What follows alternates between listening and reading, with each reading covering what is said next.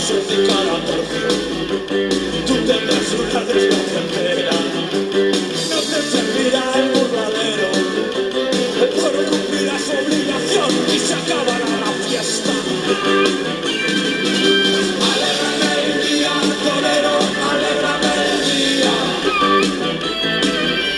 Alégrame el día, torero, alégrame el día.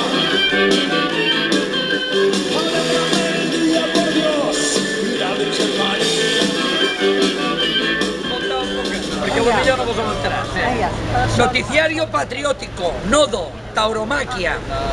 El popular diestro Mariano Rajoy Brey, internacionalmente conocido como el Tijerita de la Moncloa, sufrió el pasado domingo un gravísimo percance que lo mantiene ingresado en la UCI del Hospital de Génova. Se muere. El morlaco de la ganadería de la calle de nombre Indignao, Bragao, Astifino, Colorado, 575 kilos de pura mala leche, le asestó al maestro una cornada con trayectoria hacia la izquierda que le perforó la femoral, traspasó la ingle, ensartó el riñón derecho del pulmón y se detuvo en las costillas.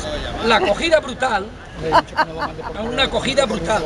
El diestro fue retirado de la plaza mientras el respetable gritaba desde el tendido: ¡aguanta, Tijerita! ¡Sé fuerte! ¡Fuerte! ¡Hacemos lo que podemos! A esta hora el maestro permanece entubado en la UCI y según testigos parece enteramente un cuarto de baño sin alicatar. Le deseamos una pronta recuperación. Voy a empezar mi crónica hoy escrita diciendo que poco necesitamos los pobres para Tengo el correo.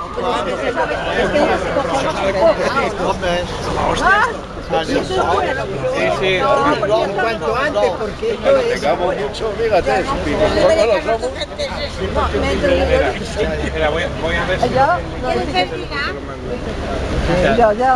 Sí, así. Ya lo ha pillado en Facebook. Lo tendrás tú ahí. Yo no leo.